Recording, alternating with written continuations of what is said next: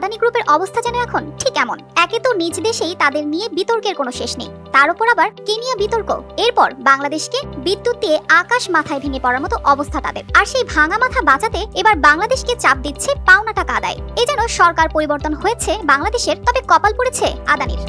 শেখ হাসিনা যখন ক্ষমতায় ছিলেন তখন তার সাথে বিদ্যুৎ খাত নিয়ে এক অসম চুক্তি করেছিলেন আদানিরা। সরকার বদলে তার কপালে এখন হাত, কারণ বাংলাদেশে তো তার পাওনা অর্থের পরিমাণ আকাশ ছোঁয়া, 500 মিলিয়ন বা 50 কোটি ডলার। আর তাই আদানিদের টাকার চিন্তায় রাতের ঘুম হারাম। তাই এবার দেশের অন্তর্বর্তীকালীন সরকারকে দিচ্ছে সরাসরি হুঁশিয়ারি। বিদ্যুৎ সরবরাহের জন্য বকেয়া অর্থ পরিশোধ না করায় কোটিপতি গৌতম আদানির নেতৃত্বাধীন এই প্রতিষ্ঠান থেকে কড়া বার্তা এসেছে। অন্তর্বর্তীকালীন সরকার আগের বেশ কিছু ব্যয়বহুল অবকাঠামো চুক্তি নিয়ে সমালোচনা শুরু হয়েছে। এর মধ্যে আদানির কেন্দ্র থেকে বিদ্যুৎ কেনার চুক্তিও রয়েছে। বিদ্যুৎ কেনা বাবদ বকেয়া পরিশোধের বিষয়টি অন্তর্বর্তীকালীন সরকারের জন্য একটি বড় চ্যালেঞ্জ হয়ে দাঁড়িয়েছে বলে মনে করছেন অর্থনৈতিক বিশ্লেষকরা।